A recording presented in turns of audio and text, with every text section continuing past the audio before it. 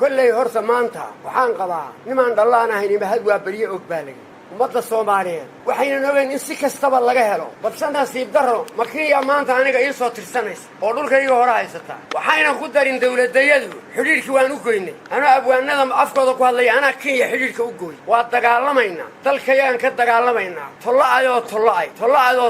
tollaay Soomaaliyeed tollaay dawladayda tollaay ciidankayga geesigaayo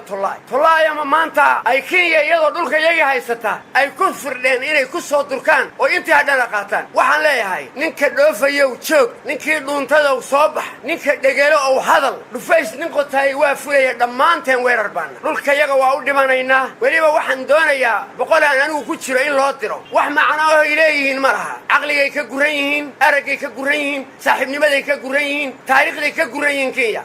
حسن شيخ حتى وحنا لا حقاته توتا قدوميها برلمان توتا حقاته رئيس الوزراء توتا حقاته هجا هذا روح نوكعين كما ديلينو كما مقلين عيد شعب كيو والله دغالما ان دولك يغو خيسو غلا waxaan ka codsanayaa inay shacabka dhagiisu maqlaan si degdegayna calaaqaadka ugu gooyaan oo xasan sheekhna hormar isagoo tuuta qaba oo baarlamaanku ay dhaataan oo ciidankayagu janaanadayadii asalka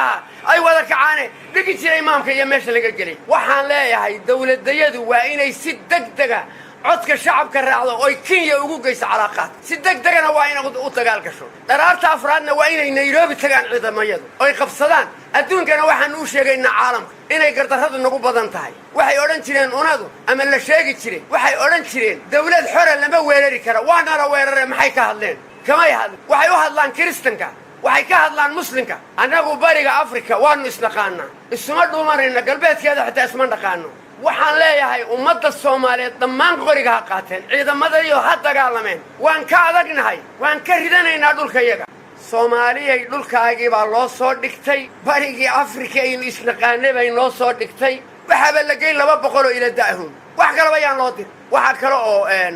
oran lahaa gobolka Jubbada Dhexe Jubbada Hoose waa inay bilaabaan dagaal waa inaan gurmad ugu nimaadno waa inuu madaxweynaha Jubbaland waa inuu bilaabo dagaalka waa inuu ciidanka dagaal geliyo waa inaanu gurmad ku nimaadno Soomaalidu ku timaad meel fog baanu ka imanaynaa waa inay ku timaado gurmad waa inay galaan kolka ugu horeysa Allahu akbar